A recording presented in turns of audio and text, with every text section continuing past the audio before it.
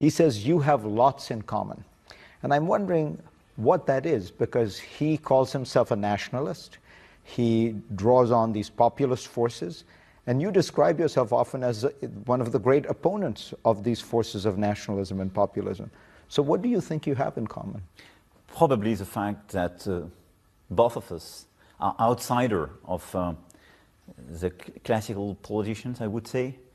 And he arrived from the business side. He was not a favorite, and it was an unexpected candidate, and I was pretty much in the same situation in France.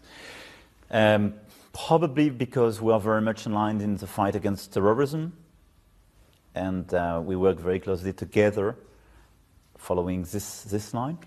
We know where we disagree, and we are very straightforward on that, on climate, on trade, on multilateralism.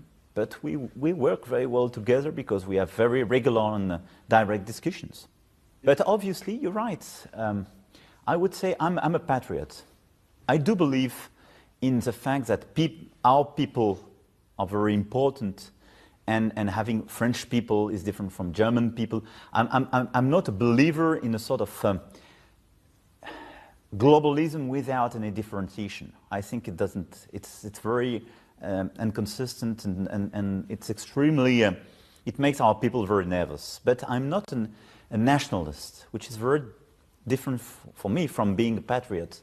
I do defend my people, I do defend my country, I do believe that we have a strong identity, but I'm a strong believer in cooperation between the different peoples.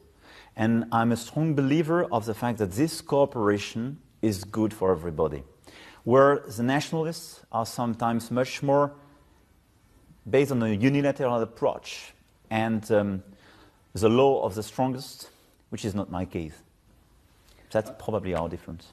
Do you think it matters to have a personal relationship with Donald Trump? Because of all foreign leaders, he certainly seems to warm toward you, and yet you try